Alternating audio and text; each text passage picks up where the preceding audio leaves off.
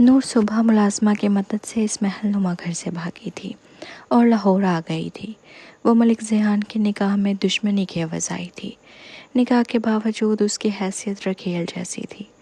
लाहौर आने के बाद उसे मालूम हुआ वो माँ बनने वाली है। उसने एक सरकारी हस्पताल में नर्स की नौकरी शुरू की और वहीं रहने लगी। अभी 5 माह ही गुजरे थे जब उसे डॉक्टर के कमरे में बुलाया गया। अंदर कदम रखते ही देखा तो सामने मलिक ज़ियान बैठा था। खौफ से नूर के हाथ पांव कांपने लगे। जबकि मलिक ज़ियान सदमोहरी से उसके नाजुक वजूद में हुई तब्दीली देखने लगा। जिसने कभी उठकर पानी न पिया था वो अमीर बाप की बेटी मुलाजमत कर रही थी। मिसेस ज़ियान मलिक, इस जुर्रत पर क्या सज़ा देनी चाहिए तुम्हें? नूर उसकी बात का जवाब कैसे देती? वो तो अभी तक शौक के आलम में थी। अपनी जानिब से तो वैसी जगह पर काम कर रही थी जहाँ कोई चाहने के बावजूद उसे ढूंढ नहीं सकता था। ऊपर से उसका हुलिया भी तो मिसेस ज़ियान मलिक जैसा नहीं था। फिर ज़ियान यहाँ कैसे पहुँचा? वो बज़ाहिर खामोशी से खड़ी थी लेकिन खुद से ही हिसाब किताब करने में मगन थी। जब मलिक ज़ियान ने अपना गला खंगारा और कुर्सी से उठता हुआ उसके करीब आ गया। अब वो घूम कर उसका जायज़ा ले रहा था। साथ ही साथ फिर से वही सवाल पूछा जो अभी कुछ देर पहले पूछा था। बताया नहीं मिसेस ज़ियान मलिक, इस अमल की सज़ा क्या होनी चाहिए? नूर ने उसे सहमी हुई नज़रों से देखा। फिर बगैर सोचे समझे उसने तेज़ी से मलिक ज़ियान को धक्का दिया जो लड़खड़ाता हुआ पीछे कुर्सी पर जा बैठा। वो इस अचानक से हमले के लिए बिल्कुल भी तैयार नहीं था। टेबल के पीछे बैठा हुआ डॉक्टर भी जल्दी से अपनी नशिस्त से खड़ा हुआ। तब नूर ने दान कचकचाते डॉक्टर से कहा, तुम खामोशी से बैठे रहो, ये तुम्हारा मसला नहीं है। फिर मलिक ज़ियान की जानिब नज़र घुमा कर देखा जो उसे खा जाने वाली निगाहों से देख रहा था। क्या बदतमीज़ी है ये? मलिक ज़ियान ने नूर को अपनी जानिब मतवज्जा देखा तो सीधे होते हुए खड़तगी से कहा। उसे बिल्कुल भी उम्मीद नहीं थी नूर की जानिब से ऐसे रद्द अमल की। डॉक्टर को गुस्सा तो बहुत आया मगर वो सिर्फ मलिक ज़ियान की वजह से बर्दाश्त करके वापस बैठ गया। वरना वो फैसला कर चुका था कि अगर मलिक ज़ियान उसे बख्श कर यहाँ से चला भी गया तो नूर को उसी वक्त नौकरी से निकाल देगा। नूर ने तेज़ी से अपने कोट की जेब खंगाली तो उसे एक छोटी कैंची मिली। उसने कैंची का रुख अपने पेट की जानिब किया और मलिक ज़ियान को गौर से देखते हुए बोली, अगर तुम मेरी जानिब एक कदम भी बढ़े तो मैं इस बच्चे को ख़त्म कर दूँगी, एक लम्हा भी नहीं लगाऊँगी। मलिक ज़ियान का हैरत से मुँह खुल गया। वह नूर से हर काम की तवक्को कर सकता था सिवाय इसके। ये क्या कर रही हो तुम? ज़ियान ने उसे घूरते हुए पूछा। उसे नूर पर बेतहाशा गुस्सा चढ़ चुका था। वही जो तुम देख रहे हो, ये बहुत रैली में तुम्हारी रखेल, मगर अब मैं इस बच्चे की माँ बनने जा रही हूँ जो तुम्हारी औलाद है और उसी औलाद ने मुझे शेरनी बना दिया है। ज़ियान उसकी बात पर ताव खाकर रह गया। उसने करीब बैठे डॉक्टर को देखा तो डॉक्टर माजरत करता कमरे से निकल गया। अब बताओ क्या चाहती हो तुम? ज़ियान ने कहते ही अपनी कुर्सी से खड़ा हुआ तो नूर गिरा कर बोली, खुदा की कसम खाकर कहती हूँ मलिक ज़ियान, अगर तुम मज़ीद एक कदम भी आगे बढ़े तो मैं एक कैंची अपने अंदर घूमने में एक लम्हा नहीं लगाऊंगी। अब ये तुम पर मुनहसर है, आगे बढ़ना है या वापस अपनी जगह पर बैठना पसंद करोगे? मलिक ज़ियान आज से पहले ज़िंदगी में इस कदर हैरान कभी भी नहीं हुआ था जितना उसे वो 20 साल लड़की इन 5 मिनटों में हैरान कर चुकी थी। वो वापस अपनी कुर्सी पर बैठ गया। नूर ने धीरे धीरे वापसी के कदम उठाना शुरू किए।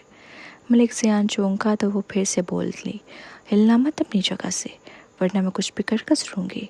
अभी मुझे वो नाजुक सी नूर मत समझना जिसे तुमने रोते हुए कभी नहीं सोचा था। इससे पहले कि मलिक ज़ियान कोई बात करता वो तेज़ी से कमरे का दरवाज़ा खोलकर बाहर की जानिब भागी थी। ज़ियान उसके पीछे भागा मगर वो जाते हुए कमरे का दरवाज़ा बाहर से लॉक करना नहीं भूली थी।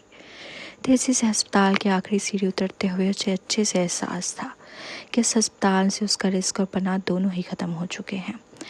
इधर मलिक ज़ियान ने शोर मचाकर जब तक दरवाज़ा खुलाया वो वहाँ से भाग चुकी थी, मगर उसने नूर का पीछा करने की बजाय कैमरों की रिकॉर्डिंग चेक की, जिनमें सबसे आखिरी रिकॉर्डिंग में वो एक रिक्शे में बैठ रही थी। वो खामोशी से रिक्शे का नंबर नोट कर रही। अपनी गाड़ी में बैठा उसके वजूद से हिम्मत ख़त्म हो चुकी थी। कितना खुश हुआ था वो नूर के बड़े बड़े वजूद को देखकर। ऊपर से नूर का इतराफ़ कि वो बच्चा मलिक ज़ियान का ही है। ملک زیان کیا اوقات ہے تیری، ہمیشہ تو نے جس بات کی وجہ سے لڑکیوں پر ظلم کی انتہا کر دی، آج وہی بات تیرے لیے جب خوشی بن کر آئی تو نے اپنے ہی ہاتھ سے اس خوشی کو پھسلنے کیسے دیا؟ اس نے گاڑی چلانے کی کوشش کی مگر اس کے ہاتھ کانپ رہے تھے۔ اس نے گاڑی تو سٹارٹ کر لی مگر اس سے چلائی نہیں جا رہی تھی۔ سو وہیں ہسپتال کی پارکنگ میں کھڑے کھڑے اس نے اپنے ڈرائیور کو فون کیا۔ ڈرائیور کے آنے تک وہ مسلسل سگریٹ پھونکتا رہا، پھر اپنے اپارٹمنٹ میں واپس آ گیا۔ سامنے ہی ٹیبل پر ہسپتال کا نام تھا جہاں سے نور کی موجودگی کی اطلاع ملی تھی۔ نور عابد رشید کی بہن تھی۔ ان دونوں کی دشمنی جدی پشتی تھی جو پیڑھی در پیڑھی ایک نسل سے دوسری نسل میں منتقل ہو رہی تھی۔ عابد رشید اور ملک زیان نے اس دشمنی کو ختم کرنے کا فیصلہ کیا۔ اس کے لیے دونوں نے ہی صلح میں پہل کی۔ ابھی ان کی صلح کو ایک دن ہوا تھا جب ملک زیان کی جانب سے عابد رشید کو شکار کا دعوت نامہ ملا۔ وہ دونوں اگلے ہی دن دریائے علاقے میں شکار کے لیے نکل کھڑے ہوئے۔ اس شکار کے دوران انہیں وہاں ایک ہرن ملا جس کا نشانہ لیا۔ ملک زیان نے تھا مگر گولی چلانے میں فتح عابد رشید نے حاصل کی تھی۔ اس بات پر ان دونوں کی لڑائی ہو گئی۔ ملک زیان نے وہیں کھڑے کھڑے عابد رشید کے ساتھ ہاتھا پائی کی جس میں اپنے مہمان کی اس نے ایک ٹانگ توڑ دی تھی۔ رشید اس وقت تو خاموش ہو گیا مگر اس نے ملک زیان سے بدلہ لینے کی ٹھانی۔ 3 ماہ اس نے ٹانگ کا زخم منتمل ہونے تک بڑے صبر سے کام لیا، لیکن جس دن اسے زخم اچھے سے ٹھیک ہو گیا اسی دن اس نے ملک زیان کے سارے جانوروں کو ملازموں کے ذریعے کھانے میں زہر ڈال کر دے دیا جس سے کوئی اکا دکا جانور ہی بچ پایا۔ عابد رشید نے اس سے اپنا بدلہ لے لیا تھا مگر ملک زیان کے لیے یہ ایک للکار تھی میدان جنگ میں اترنے کے لیے۔ اس نے بھی کچھ ہفتے صبر کر لیا کیونکہ ان دنوں وہ عابد رشید کی کمزوریوں کو ڈھونڈ رہا تھا۔ اسے عابد رشید کی چھوٹی چھوٹی کئی کمزوریاں مل گئی تھیں مگر ملک سفیان کو بڑا کھیل کھیلنا تھا جو عابد رشید کی نسلیں بھی نہ بھلا سکتیں۔ ملک زیان کے بندے مسلسل اس کے تعاقب میں تھے۔ پھر ایک روز اسے وہ کمزوری مل ہی گئی جس پر وار کر کے وہ عابد رشید کو اپنے پیروں پر بھی گرا سکتا تھا۔ اس کی بہن نور جو کبھی کبھار گھر سے نکلتی تھی۔ کالج کی پڑھائی کے بعد اس نے مزید پڑھائی کرنے سے منع کر دیا تھا اور حویلی میں ہی رہتی تھی۔ عابد رشید آج کل اپنی بہن کے لیے مختلف رشتے دیکھ رہا تھا۔ جب یہ بات ملک زیان کو پتہ چلی تو اس نے کمین کی بھری مسکراہٹ کے ساتھ اپنے خاص بندے کو بلایا اور کہا کہ کسی ایسے انسان کا رشتہ لے کر عابد رشید کی حویلی میں جائے جو اس کی ہر بات اور ہر شرط پر پورا اترتا ہو۔ اس خاص آدمی نے ایسا ہی کیا۔ کسی بندے کو اعتماد میں لے کر اس نے نور کا رشتہ اس آدمی کے ذریعے بھیج دیا جس کا نتیجہ یہ نکلا کہ 2 دن بعد ہی عابد رشید نے لڑکے سے ملنے کا سندیسہ دے دیا۔ ساتھ ہی یہ بات کہہ دی کہ اگر لڑکا پسند آ گیا تو اسی وقت کھڑے پیروں سے انگوٹھی پہنا دیں گے۔ جب ملک زیان کو یہ بات پتہ چلی تو وہ بہت خوش ہوا اور پورے علاقے میں مٹھائی بنوائی مگر کوئی اس مٹھائی بانٹنے کی وجہ سے آگاہ نہیں تھا۔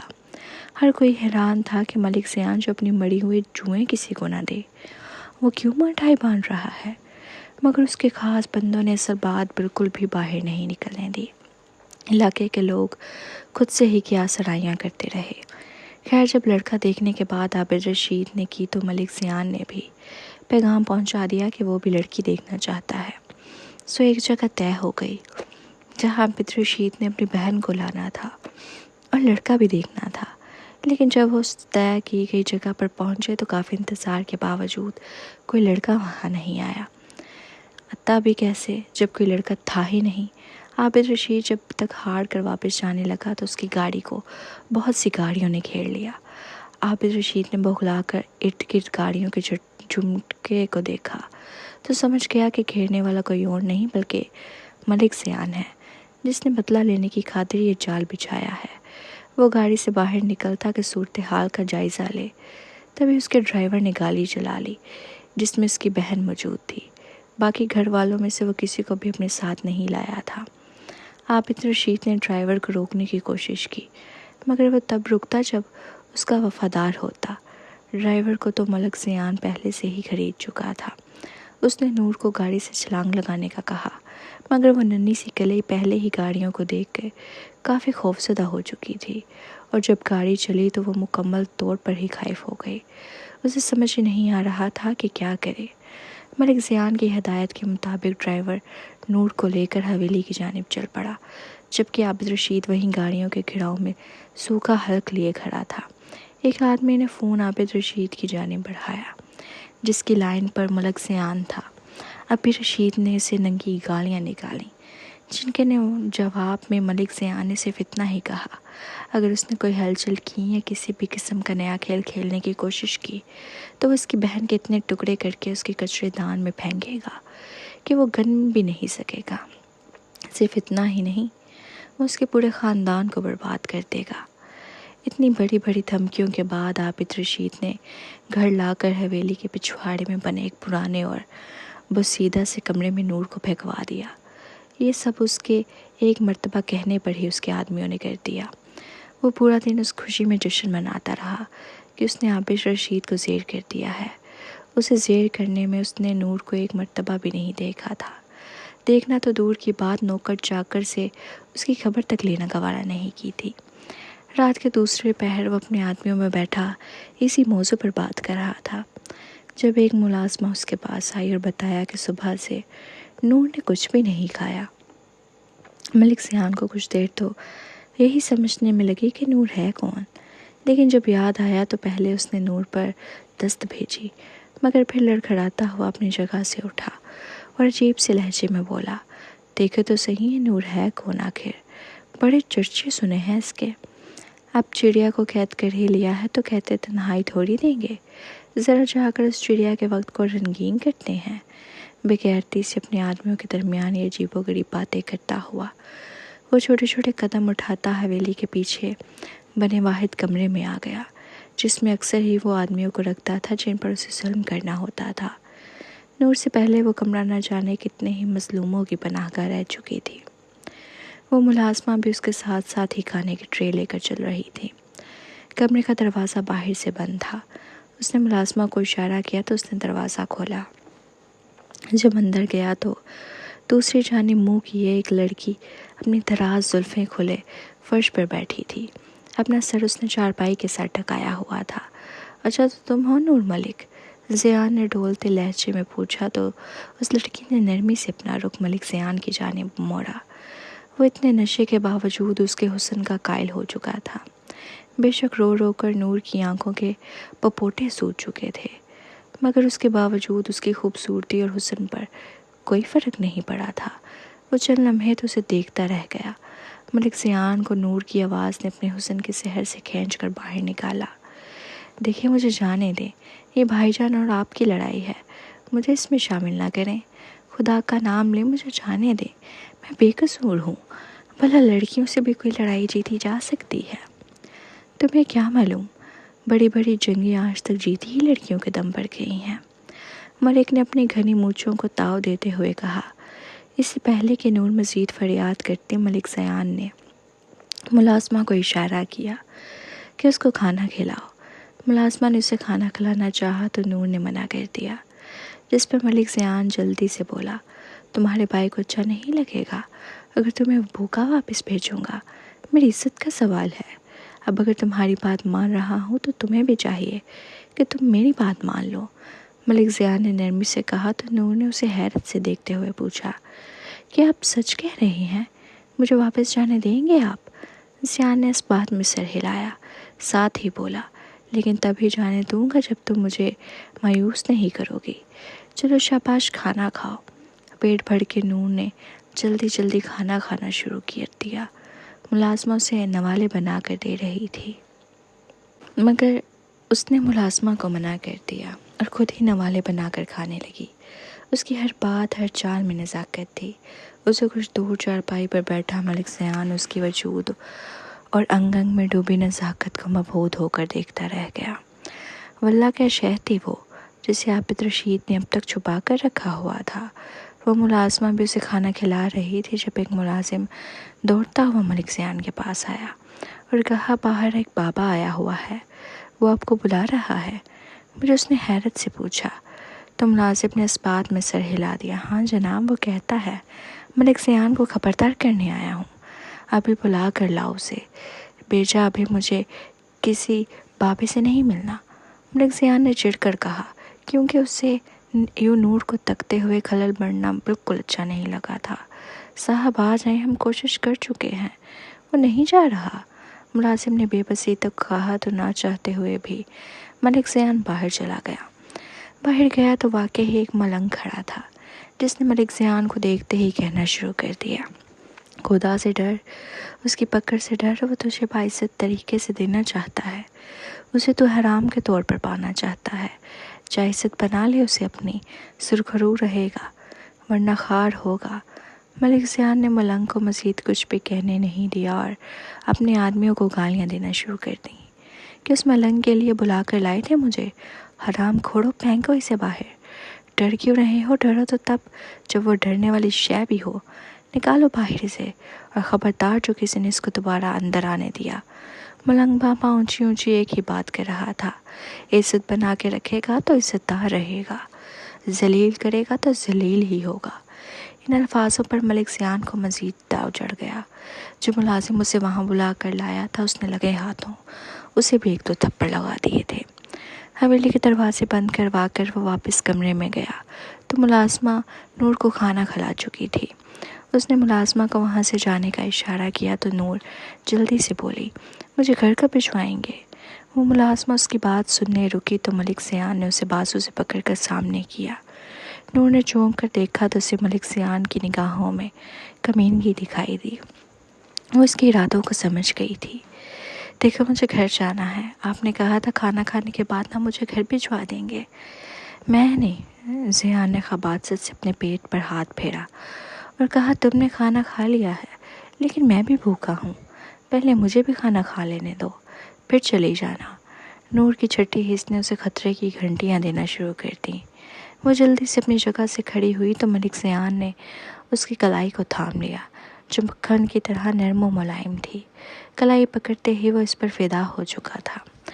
دیکھو، خدا کا نام ہے، جانے دو مجھے، مجھ پر ظلم مت کرو۔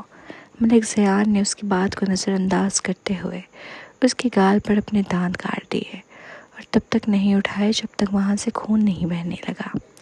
درد کی شدت سے نور کی چیخیں بلند ہونے لگیں، مگر ملک زیان نے اسے نہیں چھوڑا تھا، بلکہ اس کی شدت مزید بڑھتی جا رہی تھی۔ اس کے بعد وہ پوری رات نور نے ایک سے اذیت میں گزاری تھی۔ پوری رات وہ اس سے بھیک مانگتی رہی کہ اسے چھوڑ دے، مگر ملک زیان کے کانوں پر جو بھی نہیں رینگی تھی۔ تقریباً فجر کے وقت اس نے نور کو کسی کچلے ہوئے کھلونے کی طرح ایک طرف پھینکا اور اپنی شراب کا اترتا نشہ لے کر وہ لڑکھڑاتا کمرے سے باہر نکلا۔ پیچھے نور نے اسے بند ہوتی آنکھوں کی بے بسی سے تکا تھا، مگر اس وقت ملک زیان جیت کے نشے میں دوچار تھا۔ کیسی شراب اور کہاں کی شراب، اسے سب کچھ بھول گیا تھا۔ آج تک اس نے جتنی بھی لڑکیوں کے ساتھ راتیں رنگین کی تھیں، ان سب میں نور ایسی تھی جس کے ساتھ گزارا ہر لمحہ اسے مزہ دے گیا تھا۔ ملک زیان نے نور کے بدن سے ایک ایک لمحہ نچوڑ لیا تھا۔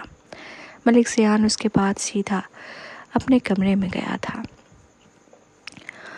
اور دنیا کے ہوش نہیں تھا، بس اسے سونا تھا اور وہ جانتا تھا آج اسے بے حد اچھی نیند آنے والی ہے۔ وہ صبح کا سویا تو پھر مغرب کے وقت ہی تقریباً اٹھا تھا، اور اس وقت میں نور اس کی حویلی سے نہ جانے کہاں کی کہاں جا چکی تھی۔ جب صبح ہوئی، نوکرانی جو اس پر مامور تھی کمرے میں آ گئی تو اس نے نور کی حالت دیکھ کر رہا نہیں گیا تھا۔ وہ بھی انہی لڑکیوں میں سے ایک تھی جس نے ملک سفیان کی نہ جانے کتنی ہی راتوں کو رنگین کیا تھا۔ اسے وہ دن یاد آیا جب ملک زیان نے اسے 16 سال کی عمر میں ایسے ہی کچلا تھا۔ نور کو اس نے پانی پلایا، پھر اس کے کپڑے وغیرہ بدلوا کر اس نے ایک چادر اڑائی اور نور کو وہاں سے بھاگ جانے کا کہا۔ کیا مطلب بھاگ کر کہاں جاؤں گی میں؟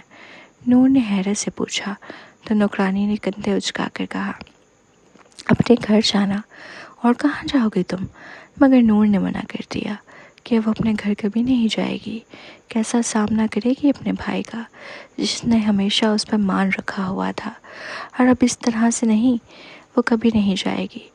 ملازمہ نے اسے غور سے دیکھا اور کہا، ٹھیک ہے آپ کی مرضی، لیکن اگر نہیں جاؤ گے تو یہ شخص تمہیں ہر مرتبہ یوں ہی کچلے گا۔ اب یہاں رہ کر روز روز کی ذلت برداشت کرنا چاہتی ہو تو الگ بات ہے، ورنہ ابھی تک حویلی میں سبھی سو رہے ہیں، کسی کو بھی علم نہیں ہوگا کہاں جاؤ گی۔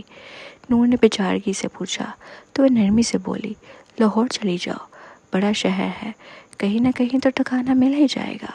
اس کے بعد نور نوکرانی کی مدد سے وہاں سے بھاگی اور لاہور کی گاڑی میں بیٹھ گئی۔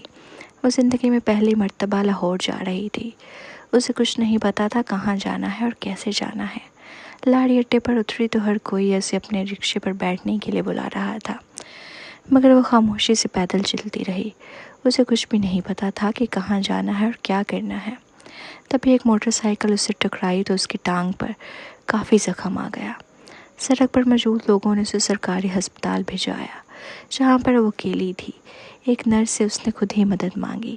نرس نے اسے پوری بات پوچھی تو نور نے جھجک کے بغیر بتا دی، کیونکہ اتنا تو وہ جانتی تھی کہ جب تک اصل بات نہیں بتائے گی تو کوئی بھی اس کی مدد کے لیے تیار نہیں ہوگا۔ اس نرس کا کوارٹر ادھر پیچھے ہی تھا۔ ہسپتال کے وہ اسے وہاں لے گئی اور سب سے پہلے تو کھانا کھلایا، پھر اسے ایک پیراڈول کی گولی کھلا کر سونے کے لیے لٹا دیا۔ لیکن کافی دیر بعد جا کر اسے نیند آئی تھی۔ وہ تقریباً شام میں اٹھی تو نرس اس کے لیے چائے بنا لائی۔ پھر وہی بستر پر اس کے قریب بیٹھتے ہوئے اس نے پوچھا، بتاؤ آگے کا کیا ارادہ ہے؟ دوبارہ شخص کے پاس واپس جانا چاہو گی؟ نور نے نفی میں سر ہلا دیا۔ اس پر کوئی کیس وغیرہ کرنے کی چول تو نہیں مارو گی لیڈی ڈائنا بن کر؟ کیونکہ وہی سیدھی سی بات ہے، آج کل ایسا دور ہرگز نہیں ہے کہ آپ کسی کے خلاف پرچہ درج کراؤ اور وہ پرچہ آپ پر الٹا نہ پڑے۔ دیکھو اگر تو تمہارا کوئی ایسا ویسا ارادہ ہے تو میں کسی بھی صورت تمہاری مدد کرنے کے لیے تیار نہیں ہوں، لیکن اگر تم خاموشی سے اپنی زندگی جینا چاہتی ہو تو بسم اللہ۔ اس دن انہوں نے تہیہ کر لیا کہ وہ خاموشی سے ہی اپنی زندگی گزارے گی۔ نوا نے اسے اپنے ہسپتال میں ہی اپنے دوست کے کہنے پر نوکری دلوا دی، لیکن ساتھ ہی یہ جھوٹ بھی بولا کہ پہلے بھی نور نرس رہی ہے، اگر یہ نہ کہتی تو اسے نوکری ملنا مشکل تھا۔ ساتھ ہی وہ نرس عالیہ آہستہ آہستہ نور کو سارا کام سکھاتی چلی گئی۔ اب جب اس نے ملک زیان کو اپنے سامنے دیکھا تو وہ ڈر گئی تھی۔ اوپر سے وہ حاملہ تھی، یہ بات بھی ملک زیان کو پتہ چل چکی تھی۔ وہ بس یہی دعائیں کر رہی تھی کہ ملک زیان کے ہاتھ نہ لگے، اس نے سے بچی رہے۔ آدھی رات کا وقت تھا جب وہ گہری نیند سو رہی تھی۔ اچانک اس کے کمرے کا دروازہ زور زور سے بجنے لگا۔ اٹھ کر دیکھا تو عالیہ انتہائی پریشانی کے عالم میں کھڑی تھی۔ کیا بات ہے باجی؟ نور نے اس کی پریشان صورت دیکھی، لیکن اسے وجہ سمجھ نہیں آ رہی تھی۔ باہر آؤ نور، میں نے تمہیں پہلے بھی کہا تھا میں صرف تمہاری مدد کروں گی، اور یہ مدد جہاں میرے گلے پڑی تو ایک مرتبہ بھی نہیں سوچوں گی، کیونکہ اس دنیا میں سب سے عزیز اگر کچھ ہوتا ہے تو اپنی جان ہوتی ہے۔ نور اس کی بات سمجھ نہیں سکی، لیکن جیسے ہی کمرے سے باہر نکل کر دیکھا تو دھک سے رہ گئی، کیونکہ سامنے ہی صوفے پر ملک زیان بیٹھا سگریٹ پھونک رہا تھا۔ اس نے بڑے انداز سے نور کے سراپے پر نظر دوڑائی۔ وہ واپس کمرے میں جانے لگی تو عالیہ نے اسے کلائی سے پکڑ لیا اور کہا، بس مجھے معاف کر دینا، لیکن میں تم پر صرف یہیں تک احسان کر سکتی تھی۔ نور کو تو ایک دم سے دو شوق لگے تھے۔ اسے سمجھ نہیں آ رہا تھا کہ وہ عالیہ کو اس شخص کی صفاقی اور زندگی سے کیسے آگاہ کرے۔ عالیہ باجی، یہ شخص بہت ظالم ہے، صرف میں ہی نہیں، نہ جانے کتنی لڑکیاں اس کے عتاب کا نشانہ بن چکی ہیں۔ دیکھو نور، جو اس کے عتاب کا نشانہ بن چکی ہیں وہ لڑکیوں کا مقدر، مگر ان لڑکیوں میں میں ہرگز شامل ہو کر اس کے عتاب کا نشانہ نہیں بن سکتی۔ تم یہاں سے جا سکتی ہو، لے جائیے اگر اسے لے کر جانا چاہتے ہیں تو۔ اب عالیہ نے ملک زیان کو دیکھتے ہوئے کہا، جو بڑے سکون انداز میں ٹانگ پر ٹانگ جمائے سگریٹ کا کش لے رہا تھا۔ ملک زیان نے نور کو غور سے دیکھا اور کہا، خاموشی سے جا کر گاڑی میں بیٹھو، اب کوئی حرکت مت کرنا۔ مگر نور نے منع کیا تو ملک زیان نے پیسوں کی گڈی نکال کر عالیہ کے سامنے میز پر ڈالی اور خود نور کی کلائی تھام کر گاڑی میں لے گیا۔ وہ اس کی گرفت میں بہت مچل رہی تھی، مگر ملک زیان کو اس بات سے فرق نہیں پڑتا تھا کہ کوئی مچل رہا ہے یا نہیں، کیونکہ وہ قابو کرنے میں ماہر تھا۔ اس نے آرام سے نور کو گاڑی میں بٹھایا اور گاڑی چلا دی۔ گاڑی چلانے کے دوران نور نے ملک زیان کے ہاتھوں پر زور سے اپنے دانت کاٹ دیے، مگر اسے فرق نہیں پڑا۔ وہ بس رش ڈرائیونگ کرتا رہا۔ کافی دیر بعد اس نے گاڑی کو بریک لگائی تو وہ بھی اپنے اپارٹمنٹ کے سامنے تھا۔ نور نے ایک مرتبہ پھر سے بھاگنے کی کوشش کی، مگر اس مرتبہ ملک زیان پہلے ہی چوکنا بیٹھا ہوا تھا۔ اس نے نور کے بھاگنے کے سر راستے ہی بند کر دیے تھے۔ اسے مضبوطی سے اپنی گرفت میں لیتا ہوا وہ اپارٹمنٹ میں داخل ہوا۔ پھر تیزی سے نور کو ایک کرسی پر باندھ کر اس نے سکون کا سانس لیا۔ ساتھ ہی اس نے نور کا منہ بھی باندھ دیا۔ بے بسی سے اس کی آنکھیں آنسو بہنے لگے، مگر ملک زیان کو اس بات کی بالکل بھی پرواہ نہیں تھی۔ اسے صرف ایک بات سے مطلب تھا اور وہ یہ آیا کہ کیا واقعی میں نور کی کوکھ میں پلنے والا یہ بچہ ملک زیان کا ہی ہے یا اس کا باپ کوئی اور ہے۔ نور، میں زیادہ باتیں نہیں کروں گا، مجھے صرف ایک سوال کا جواب چاہیے، اور مجھے امید ہے کہ تم مجھے سوال کا جواب دینے میں مایوس نہیں کرو گی۔ میں تم سے جو کچھ بھی پوچھوں گا اس کا تم بالکل صحیح جواب دو گی، ورنہ تمہارے اس بچے دونوں کے لیے ہی صحیح نہیں ہوگا۔ ملک زیان نے بڑے نپے تلے لہجے میں نور کو پہلے خبردار کیا، پھر پوچھا، یہ بچہ کس کا ہے؟ ساتھ ہی اس نے نور کا منہ بھی آزاد کر دیا تاکہ وہ اس سوال کا جواب دے سکے۔ نور نے چند لمحے تو اسے بے یقینی سے دیکھا، مگر خاموش رہی۔ ملک زیان نے اس کی خاموشی پر اپنا سوال پھر سے دہرایا تو وہ تلخی سے بولی، تمہارے والدین شاید تمہاری تربیت کرنا بھول گئے تھے، تبھی تم ادھر ادھر منہ مارتے رہتے ہو، مگر میرے والدین نے میری تربیت بہت اچھی کی تھی، جسے تم نے کل نک لگاتے ہوئے ایک مرتبہ بھی نہیں سوچا۔ تمہارا یہ گناہ جو میرے لیے پیٹ میں عذاب بن گیا ہے، اسے مجھے جھیلنا پڑ رہا ہے۔ جیسے جیسے نور بات کرتی جا رہی تھی، ملک زیان کے دل کی دھڑکن اسی رفتار سے بڑھتی چلی جا رہی تھی۔ جب اس نے آخری جملہ بولا تو ملک زیان کو اس کی بات پر یقین نہیں آ رہا تھا۔ کہ تم سچ کہہ رہی ہو؟ ماری حیرت کہ وہ صرف اتنا ہی پوچھ سکا، لیکن نور نے اب کی مرتبہ اس کی بات کا کوئی جواب نہیں دیا۔ اس کی آنکھوں سے بس آنسو بہتے رہے۔ مجھے یقین ہے نہیں آ رہا نور کہ سچ میں یہ میری اولاد ہے۔ بے یقینی سے ملک زیان نے اس کا گھٹنا ہلایا تو وہ تڑپ کر بولی، اولاد نہیں گناہ کہو ملک زیان۔ گہرا سانس لے کر رہ گیا۔ اٹھو چلو میرے ساتھ۔ اس نے اسی وقت نور کی رسیاں کھولیں، مگر نور نے اٹھنے سے منع کر دیا۔ اس وقت ملک زیان کے بدن میں شرارے دوڑ رہے تھے۔ اس کا بس نہیں چل رہا تھا کہ کوئی موت سا اور وہ اسے پتہ چل سکے کہ نور میں بدن میں پلنے والا بچہ اس کی ہے۔ نور اٹھو چلو، مگر نور اٹھائی سے اپنی جگہ بیٹھی رہی۔ وہ اس نرم و نازک نور سے بالکل ہی مختلف لگ رہی تھی جس کے چہرے کی رنگت سیاہ پڑ چکی تھی۔ نرم و نازک ہونٹوں پر پپڑی جمی ہوئی تھی، آنکھوں کے نیچے سیاہ حلقے تھے۔ زیان کو شبہ ہونے لگا کہ واقعی میں وہی نور ہے جس پہ پہلی نظر ڈالتے ہی وہ ورفتہ ہو گیا تھا۔ چلو اٹھو، مجھے مجبور نہ کرو کہ سختی سے پیش آنا پڑے۔ نور بیٹھی رہی تو ملک زیان نے مضبوطی سے اس کی کلائی تھام کر کھڑا کیا اور اپنے ہسپتال لے آیا، جہاں ڈی این اے ٹیسٹ اور دیگر ٹیسٹوں کے بعد ڈاکٹروں نے اس بات کی تصدیق کر دی کہ نور کے پیٹ میں موجود بچہ ملک زیان کا ہے۔ اسے سمجھ نہیں آ رہا تھا وہ خوشی سے کھلکھلائے یا دکھ کا اظہار کرے، لیکن فی الوقت اس نے اپنے تمام جذبات کو اپنے اندر ہی چھپائے رکھا۔ اپارٹمنٹ پہنچتے ہی اس نے نکاح خواہ کو بلایا اور نور سے کہہ دیا وہ اسے نکاح کرنے کے لیے تیار ہے۔ یہ بات نور کے لیے ایک بہت بڑا دھچکا ثابت ہوئی تھی، کیونکہ اسے بالکل بھی امید نہیں تھی کہ ملک زیان سے تو کیا دنیا کی کسی کی عورت سے شادی کرے گا، کیونکہ اس کا مزاج رنگین تھا۔ وہ لڑکیوں کو ٹیشو پیپر کی طرح استعمال کر کے پھینک دیتا تھا۔ اپنے پاس ان لڑکیوں کو رکھنا تو درپنار، وہ انہیں دوبارہ دیکھتا تک نہیں تھا۔ پھر ایسی کیا بات تھی کہ وہ اپنے اس شوقین مزاج کے باوجود نور سے نکاح کرنے کے لیے تیار تھا۔ جب نکاح خواہ آیا تو اس نے ملک زیان کو منع کر دیا کہ وہ کبھی بھی اس جیسے انسان کے ساتھ شادی کرنے کا سوچ بھی نہیں سکتی۔ ملک زیان نے نکاح خواہ کو باہر بھیجا اور نور کے بے حد قریب آتے ہوئے بولا، نور تمہیں شادی تو مجھ سے ہی کرنی پڑے گی۔ بے شک تم دنیا کے کسی بھی کونے میں کسی مرد کے ساتھ شادی کر لو، میں اسی جگہ تمہیں اور اس بندے دونوں کو برباد کر کے رکھ دوں گا، کیونکہ تم صرف میری ہو اور تمہیں میں اب کبھی بھی خود سے دور نہیں جانے دوں گا۔ کیوں؟ کیوں نہیں جانے دوگے؟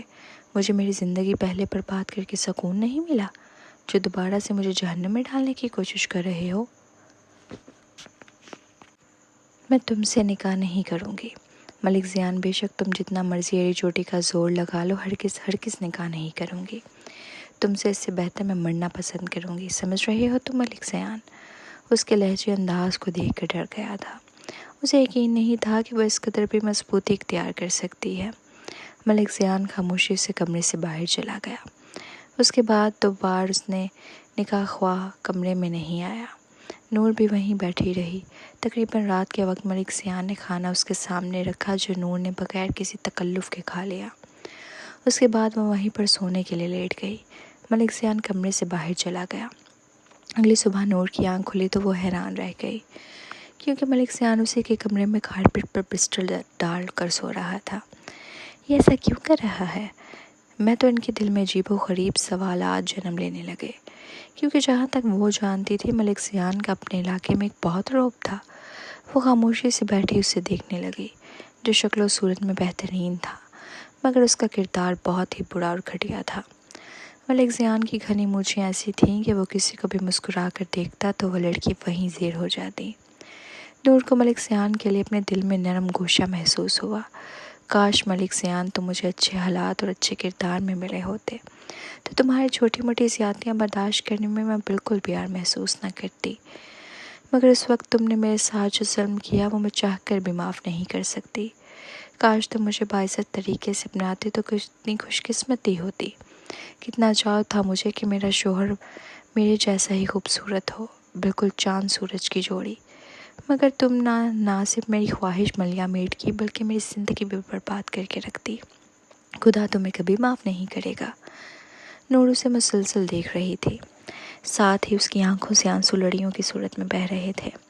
جب ملک زیان کی آنکھ کھلی تو وہ اپنے سامنے منظر دیکھ کر محبوط رہ گیا۔ ماتم میں بھی اتنا حسن تھا، بدول اس کی نظروں کے دھوکہ ہو رہا تھا۔ وہ سمجھ نہیں پایا، اس کے اٹھتے ہی نور نے بھی رخ موڑ لیا، جس پر وہ بے انتہا پچھتایا تھا۔ کاش کہ وہ اسے کچھ لمحے مزید اسی فسوقے اسی حالت میں دیکھ لیتا، مگر اب یہ ممکن نہیں تھا، کیونکہ وہ اسے اٹھتے ہوئے دیکھ چکی تھی۔ ملک زیان خاموشی سے اٹھ کر کمرے سے باہر نکل گیا۔ جب کچھ دیر بعد واپس آیا تو اس کے ہاتھ میں ناشتے کی ٹرے تھی۔ وہ رات سے ہر گزرتے لمحے کے ساتھ نور کو حیران کر رہا تھا۔ نور نے خاموشی سے ناشتہ کیا۔ اس کے بعد ملک زیان نے نہ صرف ناشتے کے برتن اٹھائے بلکہ انہیں دھو کر بھی رکھ دیا۔ وہ خاموشی سے اسے یہ سب کام کرتے ہوئے دیکھ رہی تھی۔ ناشتے کے بعد وہ نور کے پاس آ کر بیٹھا اور اس کے پیر پکڑ لیے۔ یہ سب سے زیادہ حیران کن عمل تھا نور کے لیے۔ اسے یہ سمجھ نہیں آ رہی تھی کہ ایسا کیا ہوا ہے جس نے ملک زیان کی کایا پلٹ دی ہے۔ وہ خاموشی سے بیٹھی رہی جب ملک زیان نے اس کے ہاتھ پر اپنا ہاتھ سر جھکایا۔ نور نے کوئی رد عمل نہیں دیا۔ کچھ دیر بعد اسے اپنے ہاتھوں پر ہلکی ہلکی نمی محسوس ہوئی تو اس نے چونک کر ملک زیان کو پیچھے کیا۔ وہ رو رہا تھا اور رونے کی شدت سے اس کی آنکھیں بے انتہا سرخ ہو رہی تھیں۔ آپ کیوں رو رہے ہیں؟ گناہ کرنے سے پہلے اس کا خیال نہیں آتا کیا؟ نور کچھ کہنا تو نہیں چاہتی تھی، مگر نہ جانے کیسے اس نے کہہ ہی دیا، کیونکہ ملک زیان کا یوں ٹوٹنا اسے عجیب سے محسوسات سے دوچار کر رہا تھا۔ ملک زیان نے کچھ نہیں کہا، بس اس کے رونے میں روانی آتی جا رہی تھی۔ مجھے معاف کر دو، اس نے ہچکیوں کے ساتھ صرف اتنا ہی کہا تو نور کی آنکھوں سے بھی آنسو کسی لڑی کی مانند جھرنے لگے۔ کیا معافی اتنی آسانی سے مل جاتی ہے؟ اس نے سرگوشی میں پوچھا تو ملک زیان نے اس کے سوال کا کوئی جواب نہیں دیا۔ وہ اب سسکیاں بھر رہا تھا۔ میں اس بچے کو قبول کرنا چاہتا ہوں، میں مجبور تھا، میں نے جو کچھ کیا مجبوری میں کیا۔ نور کا دل چاہا کہ وہ تھپڑ مار مار کر اس شخص کا چہرہ رنگ دے جو اتنی آسانی سے کہہ رہا تھا کہ اس نے جو کچھ کیا وہ سب مجبوری میں کیا۔ ایسی بھی کیا مجبوری جو اس نے ایک نہیں کئی لڑکیوں کی عزتیں پامال کر چھوڑی تھی۔ نور نے یہ بات نہیں پوچھی، وہ آنسوؤں کے درمیان مسلسل اس سے معافی طلب کر رہا تھا۔ مجھے معاف کر دو، نکاح کر لو میرے ساتھ، میں یہ بچہ چاہتا ہوں، یہ بچہ میرے لیے بہت معنی رکھتا ہے۔ مجھے معاف کر دو نور، میں نے کسی کی نہیں سنی، اس ملنگ نے بھی مجھے خبردار کیا تھا مگر میں نے نہیں سنی، میں اندھا ہو گیا تھا، میری آنکھوں کے سامنے دھن اتر آئی تھی جو مجھے نہ کچھ دکھائی دے رہا تھا نہ ہی کچھ سوچ رہا تھا۔ مجھے جانا یہاں سے اور دماغ سے نکال دینا کہ تم جیسا انسان کے ساتھ نکاح کروں گی۔ اگر بچے کی خیریت چاہتے ہو تو جانے دو، ورنہ یہیں کھڑے کھڑے اس بچے کو مارنے سے بالکل بھی نہیں کروں گی۔ میں ملک زیان کرنٹ کھا کر سے ایک قدم پیچھے ہو گیا۔ نہیں، میں کچھ نہیں کہتا، بس تم میرے بچے کو کچھ مت کہنا، اس کا خیال رکھنا۔ تم یہاں بھی رہنا چاہو تو رہ لو، لیکن تمہارا سارا خرچہ میں اٹھاؤں گا۔ بلکہ ایسا کرو تم یہیں رہو، میں یہاں سے جا رہا ہوں۔ ہاں جا رہا ہوں میں۔ اس نے جلدی سے اپنی چابی اٹھائی اور بازو سے رگڑ کر اپنے آنسو بچوں کی طرح صاف کیے۔ نور جیسے اسے دیکھ رہی تھی ویسے حیران ہوتی جا رہی تھی۔ اس کے بعد ملک زیان ایک لمحے کے لیے بھی وہاں نہیں رکا اور چلا گیا، لیکن جانے کے بعد اس نے نور کی دیکھ بھال کے لیے ایک نرس ضرور چھوڑ دی تھی۔ جس روز نور کی ڈیلیوری تھی اس دن ملک زیان زندگی میں شاید پہلی مرتبہ نفل پڑھتا ہوا اپنے بچے کی خیریت کی دعا مانگ رہا تھا۔ 3 گھنٹوں بعد نرس نے اسے بیٹا ہونے کی خوشخبری سنائی تو وہ سجدے میں گر گیا۔ بعد میں جب نور سے ملا تو اس نے سب سے پہلے نور کے پیر پکڑے اور اس سے معافی مانگی، مگر وہ منہ موڑے خاموشی سے بیٹھے رہی۔ اس نے نہ کوئی بات کی، نہ ہی کوئی رد عمل دیا۔ تم نے کبھی مجھ سے میری مجبوری کا بھی نہیں پوچھا، ملک زیان نے ٹوٹے ہوئے لہجے میں کہا تو وہ خاموش رہی۔ اب بھی اس نے کوئی بات نہیں کی تو وہ خود ہی بتانے لگا، جانتی ہوں میں بانجھ ہوں، تبھی اب تک شادی نہیں کی، لیکن کوئی شخص مجھ سے اس بات کا طعنہ نہ دے تو میں نے لڑکیوں کے ساتھ زبردستی کرنا شروع کر دی، جس سے یہ ظاہر ہو کہ میں ایک بھرپور مرد ہوں اور کبھی کسی کو علم نہ ہو سکے کہ میں بانجھ ہوں۔ جانتی ہو جس روز میں تمہارے کمرے میں آیا تھا اس روز ایک ملنگ نے مجھے منع کیا تھا یہ بدفعلی کرنے سے۔ وہ کہہ رہا تھا اگر میں باعزت طریقے سے تمہیں اپناؤں گا تو رب بھی مجھے باعزت طریقے سے نوازے گا۔ وہ کسی اور چیز کی نہیں اولاد کی بات کر رہا تھا۔ مجھے تم سے شادی کر لینی چاہیے تو تب بھی یہ اولاد ہو ہی جانی تھی، مگر عزت کے ساتھ، لیکن میں نے خود کو ذلیل کیا تو رب مجھے اولاد کی خوشی دے بھی رہا ہے تو کتنا ذلیل ہو رہا ہوں میں۔ بس اب میں تمہیں ہمیشہ خوش رکھوں گا، یہاں سے جانے کے بعد ہم نکاح کر لیں گے۔ وہ بولتا جا رہا تھا۔ نور پہلے تو حیرت سے اس کی بات سنتی رہی، پھر آہستگی سے کہا کہ وہ کچھ دیر آرام کرنا چاہتی ہیں۔ ملک زیان فوراً باہر چلا گیا۔ نکاح والی بات سننے کے بعد اس کے دماغ میں کچھ اور چل رہا تھا۔ اس کی انا کو یہ گوارا نہیں تھا کہ وہ ایک ایسے شخص کی خوشی کی وجہ بنے جس نے صرف اسے دکھ دیے تھے۔ وہ نفرت کرتی تھی ایسے با اقتدار لوگوں سے جو اقتدار کے نشے میں باقی سب لوگوں کو چیونٹیاں سمجھ کر کچل دیتے تھے۔ اس نے سوچ لیا اب وہ کبھی بھی اس شخص کا سامنا نہیں کرنا چاہے گی جو اس کی بربادی کی وجہ بنا۔ بے شک وہ اس کے بچے کا باپ ہے، مگر اس نے عورت ذات پر جو ظلم ڈھائے ہیں انہیں اس کا بدلہ ملنا چاہیے۔ ملک زیان کے باہر جاتے ہی اس نے نرس کی مدد سے اپنے بھائی کو کال کی اور پھر بغیر ملک زیان کو بھنک لگے وہ ہاسپٹل سے بھائی کے گھر آ گئی۔ ملک زیان اس تک پہنچ تو گیا، لیکن نور نے یہ کہہ کر ساتھ چلنے سے انکار کر دیا کہ آپ نے اتنے عرصے تک جو نفرت بھری ہے اس کو کم ہونے میں وقت لگے گا۔ جب اس کو محسوس ہوگا کہ وہ ملک زیان کے ساتھ ساری زندگی گزار سکتی ہے تو وہ آ جائے گی، لیکن فی الحال وہ کہیں نہیں جانا چاہتی۔ وہ خود کو ذہنی طور پر اس کے ساتھ رہنے کے لیے قائل کرنا چاہتی ہے اور اس سب میں اسے وقت لگے گا۔ ملک زیان کے کہنے پر اپنے بچے کو اس کے والد کا نام لینے کے لیے اس نے سادگی سے نکاح کی رضامندی دے دی تھی۔ 7 سال کا کٹھن عرصہ گزارنے کے بعد بھائی کے سمجھانے پر وہ رخصتی کے لیے راضی ہوئی تھی۔ اس کا بیٹا اب بڑا ہو چکا تھا۔ وہ بار بار اپنی ماں سے باپ کے متعلق پوچھتا تو وہ جھنجھلا جاتی۔ انا کو ایک طرف رکھتے ہوئے جب اس نے ملک زیان کے بارے میں سوچا، وہ واقعی میں اس سے محبت کرتی تھی، مگر انا درمیان میں آ رہی تھی۔ ان 7 سالوں میں اس نے ملک زیان کو اذیت دینے کے لیے اسے خود سے اور اپنے بچے سے دور رکھا، مگر خدا گواہ ہے اس نے ملک زیان سے بھی زیادہ اذیت جھیل محبت اور انا کی جنگ میں وہ پھنس گئی تھی۔ اپنے بھائی کے سمجھانے پر وہ اس بھنور سے نکل آئی تھی۔ وہ دل سے اس رشتے کے نبھانے کے لیے راضی تھی۔ ملک زیان کو خود کو مکمل طور پر بدل لیا تھا۔ وہ ایک اچھی اور پرسکون بھری زندگی گزارنا چاہتا تھا۔ اس کو اس کے گناہوں کی سزا مل چکی تھی۔